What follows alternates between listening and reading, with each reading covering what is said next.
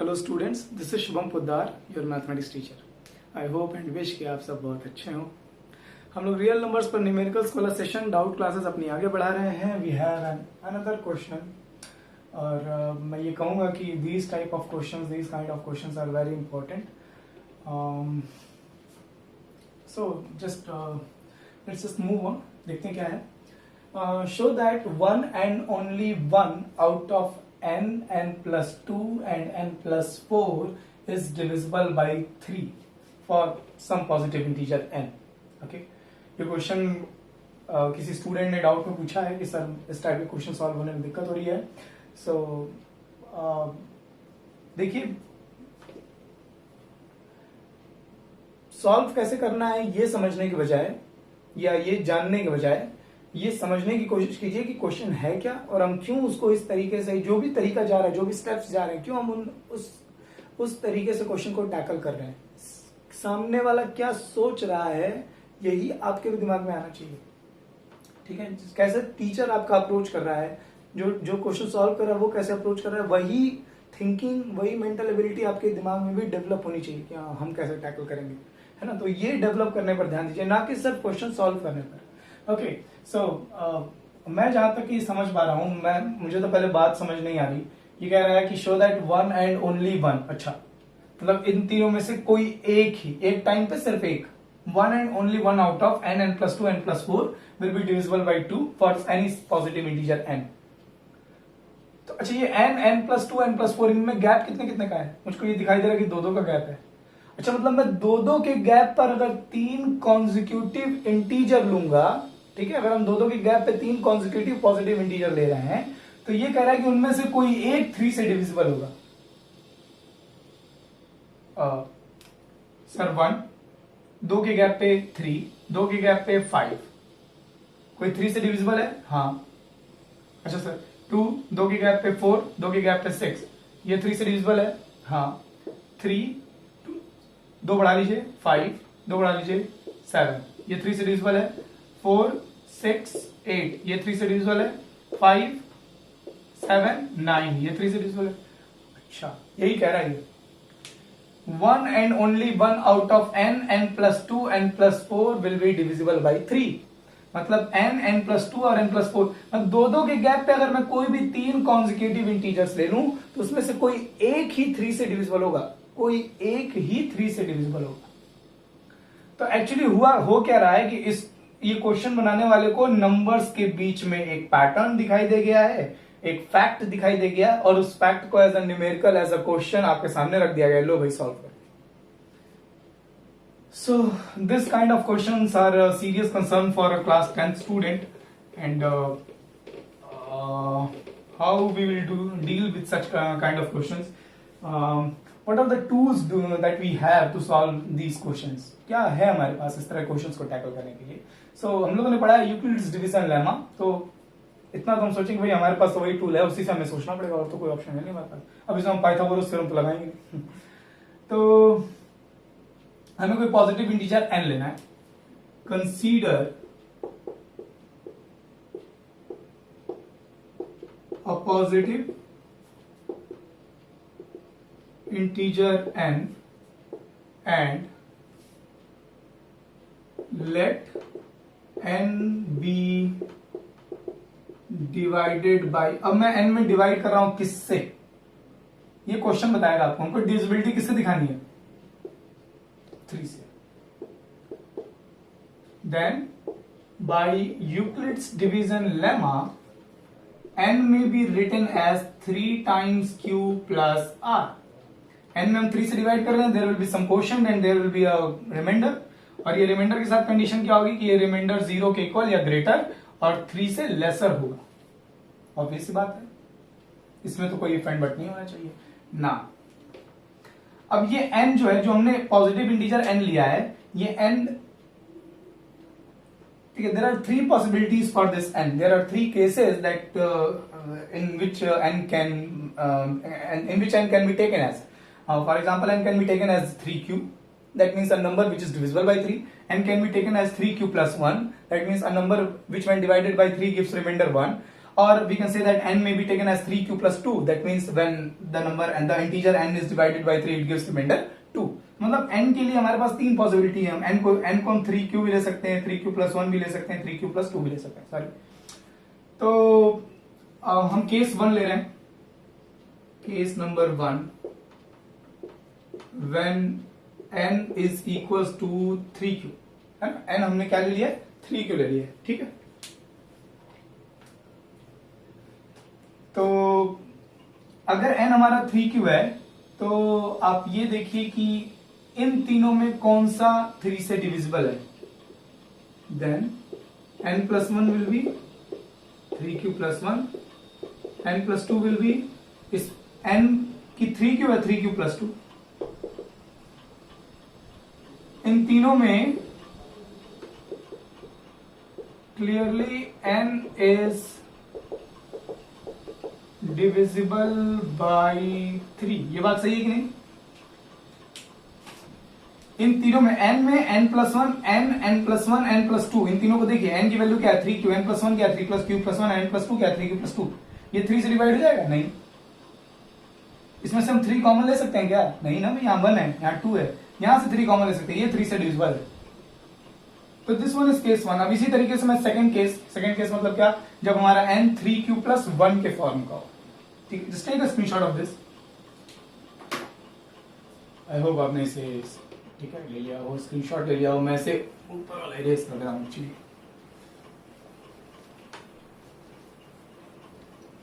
Okay, तो we have case number 2. Case number 2 ये दिख रहा है. We have case number 2 when, अब हमने n को 3q ना लेने के बजाय अब हमने n को लिया 3q plus 1.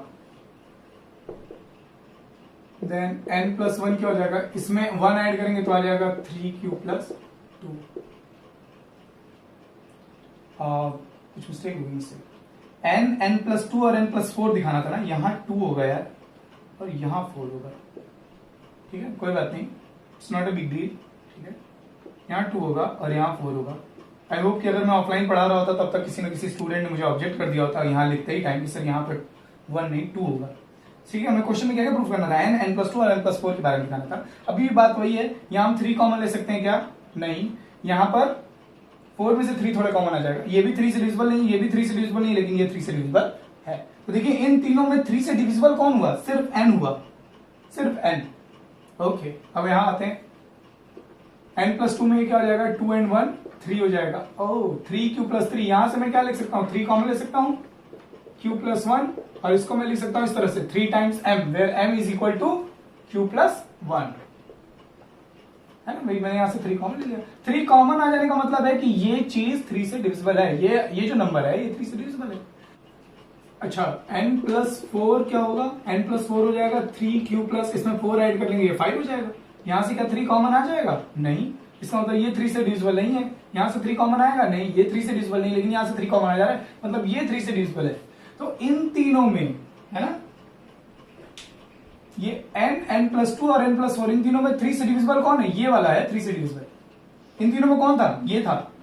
इन तीनों में n plus 2 है ना. तो इसको मैं क्या लिखूंगा, यहां पर कंक्लूजन क्या लिखूंगा, इन such cases n plus 2 is, ऐसे लिखेंगे, only n plus 2 is divisible by 3. Okay, है ना. तो यहां तक की बात समझ आ गई. तो देखिए हो क्या रहा है, हमारा जो हमने जो इंटीजर n लिया था वो इंटीजर n कुछ भी हो सकता था. वो इंटीजर n 3q हो सकता था, वो इंटीजर n 3q plus 1 हो सकता था, वो इंटीजर n 3q plus 2 हो सकता था. ठीक, इन्हीं तीनों में से कोई होगा. हमने कोई इंटीजर n लिया, इसमें 3 से डिवाइड किया था, that means that number can be written as 3q, 3q plus 1 और 3q plus 2.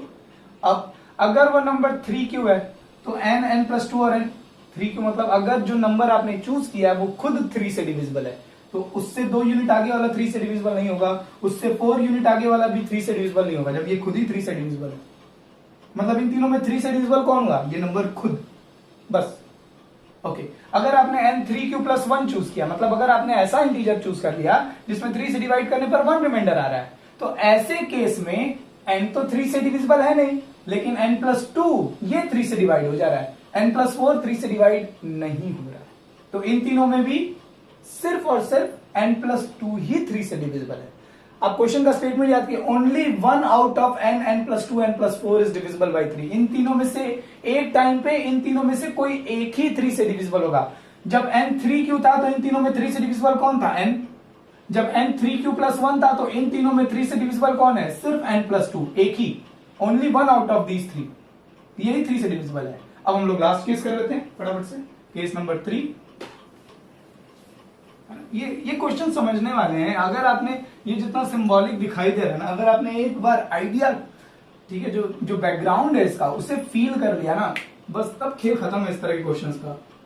Case number 3, when n is equals to 3q+2, यही लास्ट केस है। या तो n 3q हो सकता था, या तो हमारा इंटीजर 3q+1 हो सकता था, या तो हमारा इंटीजर 3q+2 हो सकता था। तो ये हम लास्ट केस कर रहे हैं। देन बताइए n+2 क्या हो जाएगा बॉस? हो जाएगा 2 ऐड करना इसमें, 3q+4, and what will be n+4, इसमें 4 ऐड कर लीजिए, ये हो जाएगा 3q+6। यहां से तो 3 कॉमन नहीं आ रहा, यहां से भी 3 कॉमन नहीं आ रहा, लेकिन यहां से 3 कॉमन आ जाएगा और ये हो जाएगा 3 टाइम्स m, इसको आप m मान लीजिए। मतलब अब अगर n हमने 3q+2 टाइप का इंटीजर चूज किया तो इन तीनों में कौन 3 से डिविजिबल है? n+4। अब फाइनल स्टेटमेंट क्या लिखेंगे? इन सच, सॉरी, इस केस का स्टेटमेंट क्या लिखेंगे? In such cases only n+4 is divisible by 3। तो तीनों केसेस हम लोगों ने देख लिया। फाइनली आप किए क्या? मतलब आपको आइडिया समझ में आ रहा है ना?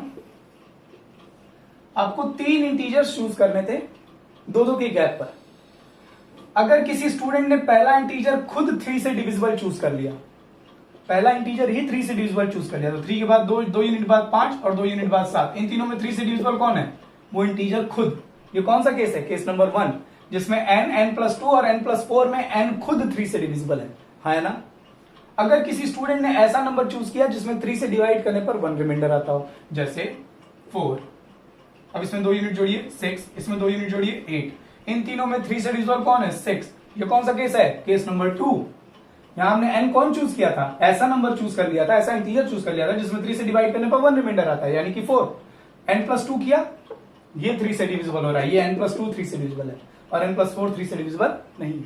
और अगर आपने ऐसा इंटीजर चूज किया जिसमें 3 से डिवाइड करने पर 2 रिमाइंडर आता है, जैसे कि ये केस नंबर 3, हमने ऐसा इंटीजर चूज किया जिसमें 3 से डिवाइड करने पर रिमाइंडर 2 आ रहा है, जैसे 5 ले लीजिए, कुछ और ले लीजिए जो आपकी मन, ठीक है, 8 ले लीजिए, 5 में 2 ऐड कीजिए 7 में 2 ऐड कीजिए 9। देखिए इन तीनों में कौन 3 से डिविजिबल है? ना n+2 बल्कि n+4, ये वाला 3 से डिविजिबल है। भाई ये सब हमारे n है, ये वाला n+2 है और ये वाला कॉलम n+4 का है। तो कभी n, कभी n+2, कभी n+4, लेकिन इन तीनों में एक टाइम पे कोई एक ही 3 से डिविजिबल होगा।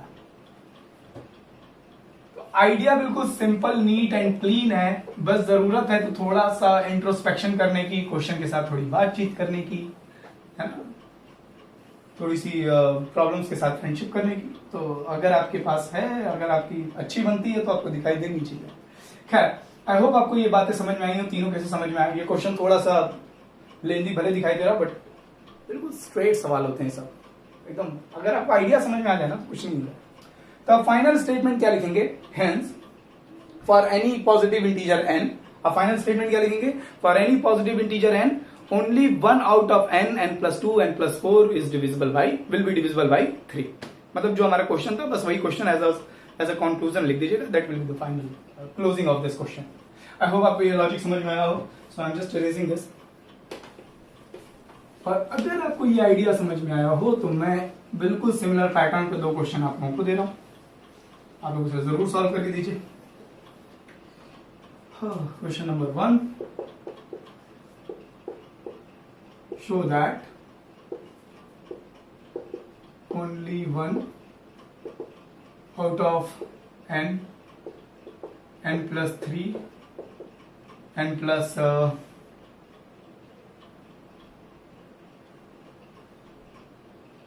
6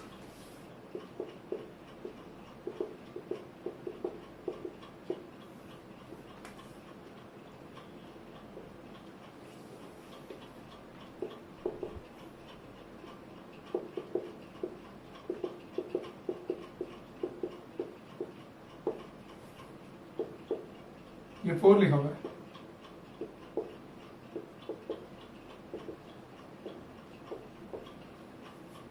बिल्कुल वही क्वेश्चन है, वहां 3 से डिविजिबिलिटी दिखा नहीं दी, यहाँ 4 से डिविजिबिलिटी, थोड़ा सा क्वेश्चन चेंज कर दिया मैंने। Show that only one out of n plus 3 n plus 6 n plus 9 is divisible by 4 for any integer for some positive integer कर लीजिए, for some positive integer n। Question number 2,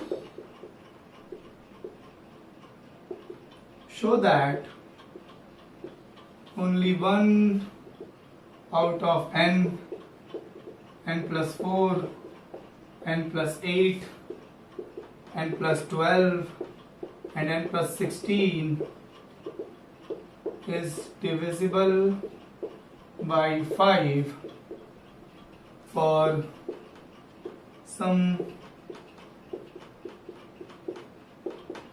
positive integer और सम positive integer है। बिल्कुल same question है, ठीक है। बहुत होगा तो क्या प्रॉब्लम हो सकती है, बहुत होगा तो फर्स्ट वाले क्वेश्चन जो हम लोगों ने सॉल्व किया है ना, उसमें कितने केसेस बन रहे थे, उसमें केसेस बन रहे थे 3। इस क्वेश्चन में क्या होगा, इस क्वेश्चन में बहुत होगा तो 4 केसेस बन सकते हैं, और ये वाले क्वेश्चन में क्या होगा 5 केसेस बन सकते हैं, क्योंकि हमको 5 से डिविजिबिलिटी दिखानी है, यहाँ हमको 4 से, इससे पहले वाले में 3 से डिविजिबिलिटी दिखानी थी। तो क्वेश्चन ठीक है, भले इन क्वेश्चंस की जो लेंथ है थोड़ी ज्यादा चले, लेकिन लॉजिक वही रहेगा, लॉजिक एकदम सेम रहेगा। तो आप इन दोनों क्वेश्चंस को जरूर ट्राई कीजिएगा। जैसे भी आपने, अगर आपको जो क्वेश्चन सॉल्व हुआ है अगर आपको वो समझ में आया तो आप ये दोनों क्वेश्चन बिल्कुल आसानी से डील कर पाएंगे। अगर आपसे अभी भी ये क्वेश्चन नहीं डील हो रहा है, या आपको अभी भी दिमाग में वो की पॉइंट नहीं आ रहा, या वो दिमाग में आप क्वेश्चन इनिशिएट नहीं कर पा रहे हैं कि हाँ रास्ता कहाँ से बनाए, कहाँ से चलना शुरू करें, तो आप फिर से क्वेश्चन देखिए जो मैंने सॉल्व किया है, कैसे कैसे सोच रहे हैं। ट्रेनिंग नहीं लेनी है कि ऐसे ऐसे लगाते हैं, नहीं, समझने की कोशिश कीजिएगा। Just try these 2 questions. अगर आपको ये क्वेश्चन सॉल्व ना हो रहा हो, मुझे कमेंट करके बता दीजिए, मैं फिर से इसको सॉल्व करके आपको दिखा दूंगा, बता दूंगा। ओके, अगर आपको क्वेश्चन समझ में आया हो तो अपना रिस्पांस जरूर दीजिए कमेंट करके, ठीक है। चंद्रा पब्लिक स्कूल मऊ के स्टूडेंट्स अपना रिस्पांस गूगल क्लासरूम ऐप पर देंगे। खूब खुश रहिए, खूब मेहनत कीजिए।